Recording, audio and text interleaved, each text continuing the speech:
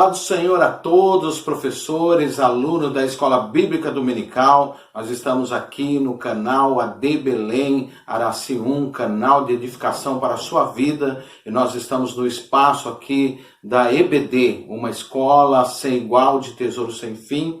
Nós estaremos aqui dando a lição de número 10, que tem por título A Intercessão pelos Efésios.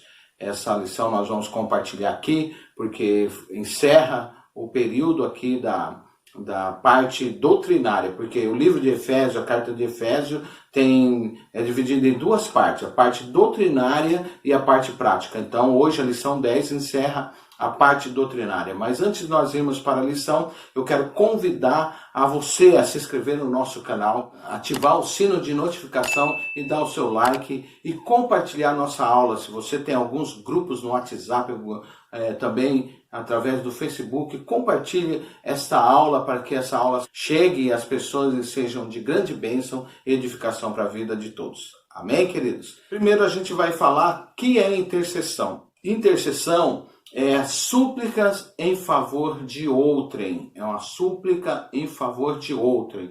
Oração intercessora é a ação de orar por outras pessoas. Não é orar por nós próprios ou fazer pedido, mas é interceder por outras pessoas. E Paulo ele vai nos ensinar muito bem isso nessa lição.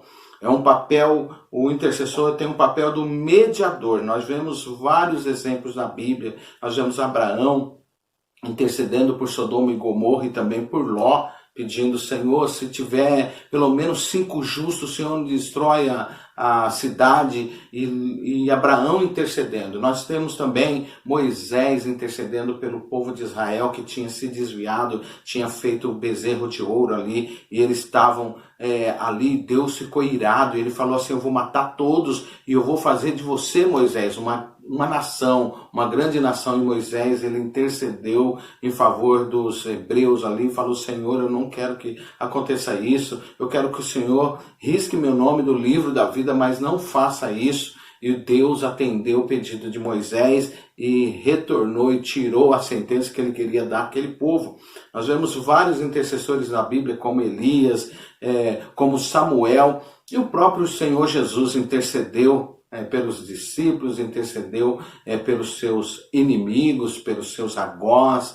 Então, nós vemos várias pessoas intercedendo e nós queremos trazer uma lição hoje, Paulo sendo o intercessor dos Efésios. Ok, queridos? Então, nós vamos para essa aula. Interessante que nós estamos estudando as epístolas, e as epístolas são recursos que Deus deu aos apóstolos para manutenção da fé e através trazer o ensino para a edificação dos seguidores de Cristo, da igreja do Senhor. Nós vamos para o textuário diz assim, por causa disto me ponho de joelhos perante o Pai de nosso Senhor Jesus Cristo, do qual toda a família, nos céus e na terra, toma o nome. Queridos, eu fico aqui imaginando Paulo ele estava quebrando todas as regras. Principalmente, Paulo foi além, porque os judeus eles costumavam orar em pé, com as mãos estendidas, com a cabeça baixa, falando, Senhor Deus, as minhas mãos estão vazias, eu quero que o Senhor encha de bênção, encha de prosperidade, encha da tua graça, derrama dos altos céus a tua bênção. Os judeus oravam de pé, com as mãos estendidas e com a cabeça curvada. Paulo vai além dos judeus. Paulo, ele dobra o seu joelho, flexiona ali, num sinal de humilhação, de intercessão, para que Deus pudesse ouvir o clamor dele, para que o Senhor alcançasse a vida dos Efésios. Isso aí é uma coisa interessante. Então está no textuário e fala assim, perante o Pai do nosso Senhor Jesus Cristo, do qual toda a família nos céus e na terra toma o nome. Falando da família, nos céus e na terra nós vemos as criações dos anjos, são criação de Deus, os anjos, e também a criação do ser humano na terra, são criação de Deus. Então é uma família unidas num propósito que Deus fez e criou.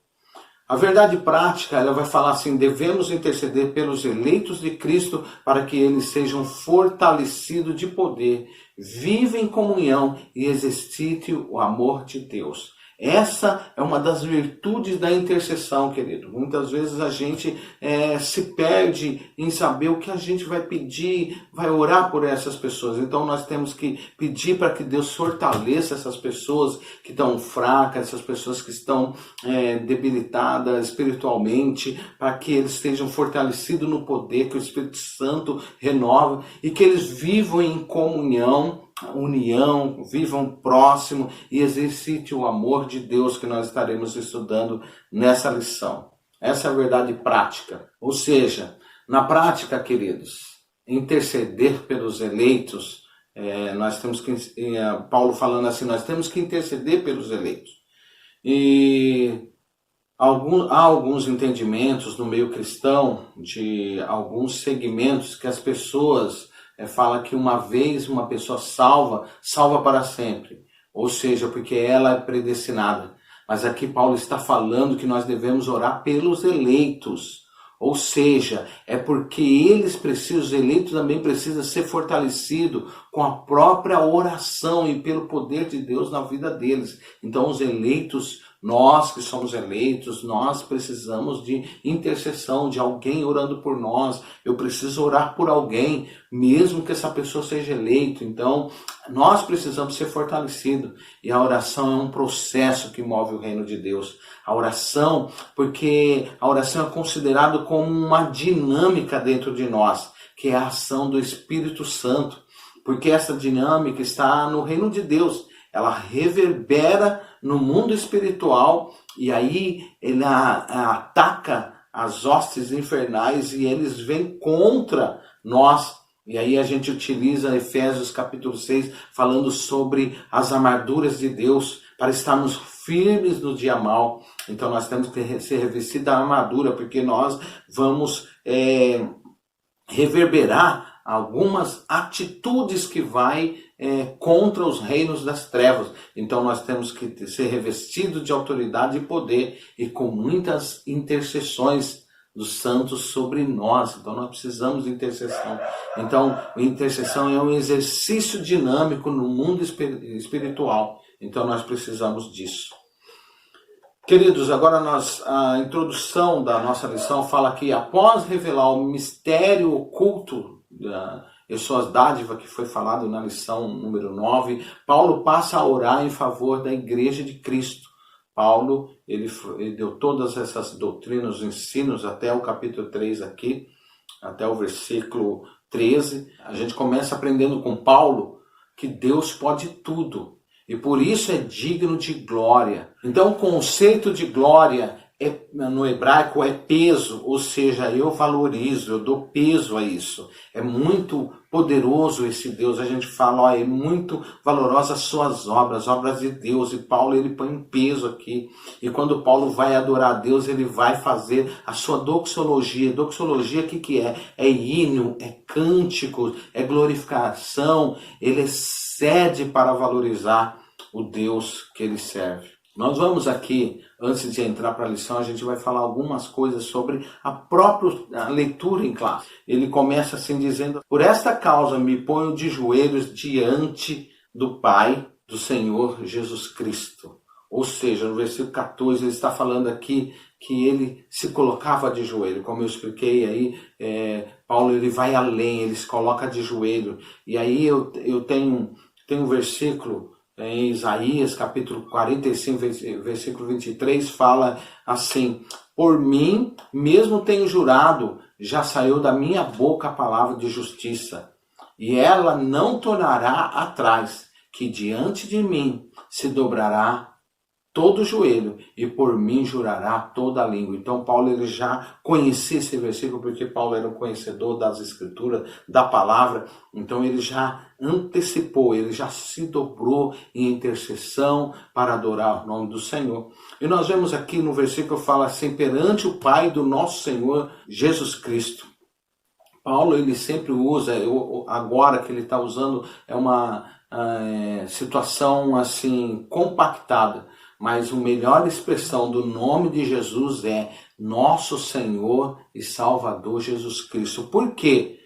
Dar melhor ênfase de quem Jesus é para nós e os efeitos do sacrifício que ele fez em nossas vidas. Então, essa é a importância do nome de Jesus, que é nosso Senhor e Salvador Jesus Cristo. Então, dá ênfase a isso. E a expressão me coloco de joelhos, em Efésios 1,15 fala que ele também faz oração. No versículo 16 ele diz assim: não cesso de dar graças a Deus por vós, lembrando de vós em minhas orações. Então Paulo já era um intercessor, já começou a interceder pelos Efésios. No versículo 15 vai falar do qual toda a família nos céus e na terra toma um nome. Ou seja, a família fala de pátria, deriva de father, de pai, o que fala que a criação é um grupo de seres criado por Deus, não proporcionados entre si. Pelo que entendemos das instâncias do céu e da terra, falando de seres físicos e espirituais, ou seja, é um grupo de seres criados por Deus. No versículo 16 fala, para que segundo as riquezas aqui fala de ploutos, fala de abundância, da sua glória. Quando fala de glória, fala de doxa, do valor devido, ou da glória compartilhada. Vos conceda que sejais corroborado com poder pelo Espírito, seu Espírito no homem interior. A abundância de entendimentos, queridos, da revelação do Evangelho é que permite que o homem seja pleno em Deus. Então, a rendição e adoração, nós não podemos nos render e nos prostrar à humanidade, a discurso elaborado, a carisma humano, não, pois nós temos que observar a essência do real valor, e o real valor está em Deus. O versículo 17 e 18 fala, para que Cristo habite pela fé no nosso coração, a fim de que, estando arraigados e fundados em amor, poderdes perfeitamente compreender com todos os santos qual seja a largura, comprimento e a altura e a profundidade. Ou seja, a compreensão das dimensões do amor de Deus, queridos, se dará pela forma como nós nos posicionamos sobre o alicerce da igreja. Paulo sugere fala de uma árvore e fala de uma casa, de uma edificação de uma casa. Então existe um processo no entendimento do amor de Deus. Ou seja, no horizonte, na horizontal de conhecimento, nós vemos a largura e o comprimento. A altura tem algo acima de mim. A gente entende que tem algo acima de mim. A profundidade tem muita coisa para baixo que possa fortalecer a minha raiz. Isso é uma finitude das atividades, das possibilidades para que nós possamos experimentar o amor de Deus. Temos que estar arraigados e também fundamentados no amor de Deus. No versículo 19 aqui vai falar, e conhecer o amor de Cristo que excede todo entendimento, para que sejais tomado de toda a plenitude de Deus. Ou seja, a mente humana, sem auxílio do Espírito Santo, jamais terá condição de expandir por si na preparação do recebimento da verdade divina. Logo, assim, falando no plerona, a plerona é a plenitude. Deus nos enche com sua misericórdia, sua presença, para que tenhamos o quê? Condições de receber tamanha graça, ou seja, qual que é essa tamanha graça? O amor de Deus. E nós vemos no versículo 20 e 21, que é a leitura em graça, fala, ora, aquele que é poderoso para fazer tudo, muito mais abundante, além daquilo que pedimos ou pensamos, segundo o poder que em nós opera. A esse glória na igreja, por Jesus Cristo em todas as gerações, para todos sempre. Amém. Aqui a gente fala de um poder que já está operando em nós. E aí a gente fala que aquele que pode fazer infinitamente mais daquilo que nós pedimos e pensamos, está falando o quê? De que o Senhor ele pode mais daquilo que nós pensamos. O Senhor é tão poderoso. O Senhor ele pode fazer tantas coisas que a gente não imagina. Por mais que a gente peça alguma coisa duvidando, e aquilo, Deus ele pode, por exemplo, a gente pede para Deus abrir uma torneira, Deus ele abre umas comportas, Deus abre totalmente a barragem para as bênçãos dele invadir as nossas vidas. Isso aí é glorioso. Primeiro tópico vai falar de corroborados com o poder do Espírito. Ou seja, o que é corroborado? Corroborado é confirmado, é o amém, ou seja, ou em outra versão fala fortalecido, ou seja, confirmado pelo poder do Espírito Santo. O poder e a presença de Cristo capacita os salvos a prosseguirem vitoriosos, queridos, na gloriosa jornada cristã. Esse é o poder de Deus. Tópico 1, no ponto 1, as riquezas da glória, a riqueza da sua glória, além de um Deus riquíssimo em abençoar a igreja. Paulo ele pede a Deus um padrão de excelência cristã aos Efésios. E ele fala de 4 tópicos aqui, o que ele pede, qual que é o padrão de excelência que ele pede para que a igreja de Cristo seja. Por exemplo, ele começa a interceder falando assim, que eles fossem fortalecidos com poder. Quando ele fala de poder, ele fala de dunamei, ou seja, é um dínamo, é uma peça. Por exemplo, você pega uma peça que gira e começa a trabalhar com uma turbina, por exemplo, hidrelétrica ou eólica, e ela gira numa cinética das engrenagens e cria um campo de força que gera uma energia. Essa energia que Paulo está falando. Paulo está dizendo que esse dínamo, que essa força, que este calor que tem tudo a ver com a vida, esteja nos corações dos crentes. Então, que eles sejam fortalecidos. Outra coisa que Paulo fala é, na sua oração, ele fala assim, que fossem habitados por Cristo. Como habitar sem invadir? Como habitar sem invadir? Ou seja, pela fé. É o que valida a operação de Deus dentro de nós. Se nós temos fé, a gente está validando Deus operar dentro de nós. Então, Deus ele vai habitar em Cristo Jesus em nós. Outra coisa, na oração de Paulo, ele fala que eles compreendessem o amor divino. Quando fala do amor divino, ele fala de um amor ágape. E depois nós vamos estar falando desse amor. E também, outra coisa que ele fala, primeiro, falando do amor ágape, tem 4 tipos de amor. Amor ágape é o amor divino, é o amor incondicional. O segundo amor fala do amor filhos ou filéus, que é amor de amigo ou amor filantrópico, ou seja, aquele de afinidade. O terceiro que fala de amor eros, é o amor de homem para com a mulher, é o amor de sexualidade. O 4 é o storge, que é o amor de família, é de sangue. Mas quando Paulo fala de um amor, ele fala do amor ágape, o amor incondicional. Nós vemos aqui no ponto 2 do tópico 1 vai falar fortalecidos com poder. Paulo ele destaca essa operação que se dá no homem interior. Não é no externo, é no interior, ou seja, naquele que necessita transcender, necessita emanar, ou seja, necessita sair de dentro. A revelação divina oriunda do Evangelho se dá na base da interação racional entre o espírito humano e o espírito de Deus exarado das Escrituras. Exarado é saindo das Escrituras. Ponto 3 do tópico 1 vai falar a grande questão dessa petição paulina é Cristo poderia habitar uma igreja ou um coração humano, sem que haja uma concessão para isso, ou seja, Cristo poderia habitar numa igreja, né, ou no coração humano, sem que haja concessão para isso. Esta é uma reunião, assim, tem pessoas que vai estar na igreja, Cristo não vai estar nela, então não significa dizer isto, mas ao parecer, ao que parece, né, além de um padrão ideal desejável, Paulo nos afirma que ele isso aí já é um propósito divino, Deus habitar em nós, para o tempo da graça no coração dos salvos. Então, no tempo da graça, Deus quer habitar no coração dos salvos. Ou seja, o padrão ideal é eu orar por aquilo que é mais louvável. Tem as condições, o não pode e não deve. As condições de um cristão, não pode e não deve. O não pode, deverá haver algum juízo se houver alguma infração aí. Agora, o não deve é um caráter de liberdade. É um padrão da qual a pessoa deve decidir estar. Então, qual que é a melhor forma? A Bíblia fala assim, não deve.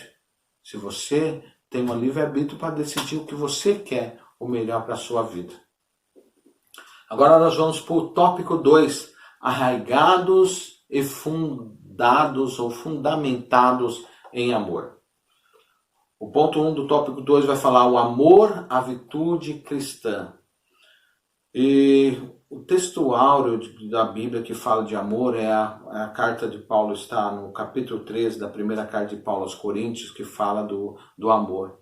E fala o que é o amor. O amor é sofredor, benigno, desapegado, honesto, humilde, decente, calmo, crédulo, justo, esperançoso, resiliente e infalível em seus princípios. Esse é o amor que Paulo ele traz aí.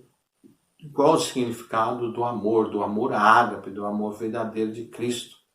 E o fruto do Espírito, ele fala das qualificações. O fruto do Espírito, ele tem 9 gomos lá, que é amor, gozo, paz, longanimidade, benignidade, bondade, fé, mansidão e temperança. Esse é o fruto do Espírito. Então, nós poderíamos dizer que o amor é um terreno onde se desenvolve as operações do Espírito Santo, em contraposição às obras, ou seja, o impulso da carne, da humanidade caída. Então, o fruto do Espírito, o amor de Deus, ele contrapõe tudo isso aí que a nossa carne ela quer. Ponto 2 do tópico 2 fala arraigados e fundamentados em amor. A única maneira de compreender o amor de Deus, queridos, é vivenciar e agir, o agir de Deus em nosso desenvolvimento espiritual, no início da fé, da transformação constante do homem, no processo de santificação. Então nós precisamos viver isso, porque nós devemos viver arraigados, fundamentados. Quando fala arraigado, ele está falando de uma planta que vai criando raiz, e ela pega e ela não se desfaz, qualquer vento não traz. E aí também nós vemos que fala fundamentados no amor, ou seja, o nosso alicerce, nossa fundação tem que ter o amor de Cristo vivenciando em nossas vidas. O ponto 3 do tópico 2 fala a intensidade do amor de Deus, a intensidade do amor de Cristo. Diz assim, a esperança não traz confusão, porquanto o amor de Deus está derramado em nosso coração pelo Espírito que nos foi dado. Está na carta de Paulo aos Romanos, capítulo 5, versículo 5. Assim como em Cristo habitava corporalmente toda a plenitude da divindade, no crente, o Espírito de Deus é quem regenera para que a operação da vontade de Deus se realize. Não há hipótese nenhuma de o homem ser cheio do Espírito Santo, ser cheio de Deus sem a operação do Espírito Santo. E aí nós vemos aqui as dimensões do amor de Deus, as dimensões do amor de Deus. O amor de Deus, ele é suficientemente largo para abranger toda a humanidade. O amor de Deus é suficientemente comprido para durar toda a eternidade. O amor de Deus é suficientemente profundo para alcançar o pecador mais degradado lá no fundo do poço, lá na lama. E o amor de Deus é suficientemente alto para levar esse homem que estava no fundo do poço até os mais altos céus. Essa é a abrangência do amor de Deus em nossas vidas, na vida do ser humano. Agora nós vamos para o tópico 3. O tópico 3 fala a bênção de Deus excede o pensamento humano. As bênçãos espirituais são ilimitadas e estão disponíveis ao cristão. E somente o nome de Deus deve ser eternamente glorificado. Então nós vamos estudar esse tópico 3. O ponto 1 do tópico 3 fala da dimensão das bênçãos divinas. Essa dimensão se dá na relação que fazemos com a nossa realidade. E seja ela qual for, todo esse processo é medido pela fé e nos confere a palavra de Deus. Então, é mediante a fé que nós vamos receber as bênçãos de Deus. A dimensão divina, por exemplo, não existe... Deus ele pode fazer infinitamente mais daquilo que nós pedimos e pensamos. Isso aí é maravilhoso, é glorioso quando nós pensamos que o nosso Deus, ele faz aquilo que a nossa mente não imagina. Ele pode fazer muito mais. Aquilo que não subiu ao coração do homem foi aquilo que Deus tem preparado para nossas vidas. O segundo ponto do tópico 3 vai falar o convite para a adoração. Fala das gerações, fala de várias eras, tempos, indivíduos que estão predestinados à existência e já são conhecidos pelo Eterno. Esses também devem estar nos nossos corações e orações, sendo a causa da nossa luta hoje. Então nós temos que orar, interceder por essas pessoas.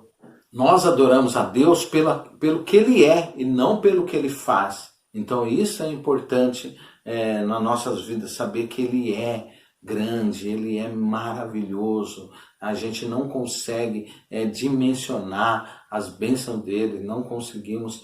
Por isso que nós adoramos, nós fazemos esse momento de adoração ao Senhor, porque Ele é merecedor, Ele é tremendo. O ponto 3 vai falar da glória divina de Deus.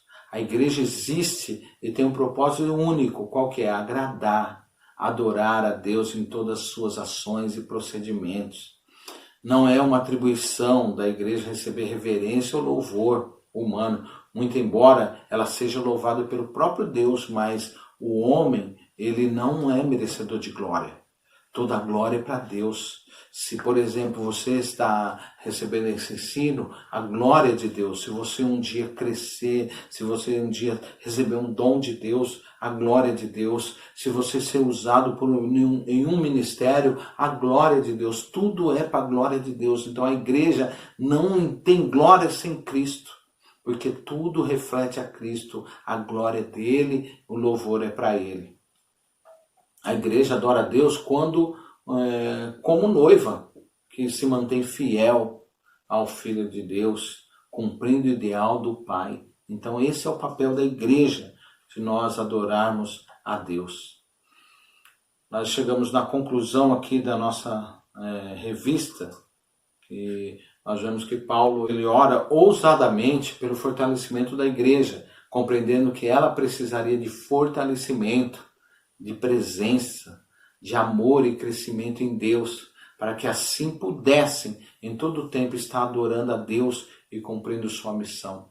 Então essa é a finalidade da igreja, para que a igreja ela possa se fortalecer na presença, fortalecer no amor de Deus, conhecer o amor, experimentar o amor de Deus, crescer em Deus. Tem pessoas que nunca quer crescer, ele não faz questão de crescer não, ele quer ficar do jeito que é, mas Deus ele quer que nós cresçamos, porque ele tem as vitaminas, ele tem o alimento para que nós possamos nos desenvolver. O Senhor ele quer que nós cresçamos, e a palavra de Deus ela foi deixada para que nós possamos nos desenvolver e crescer em Cristo Jesus.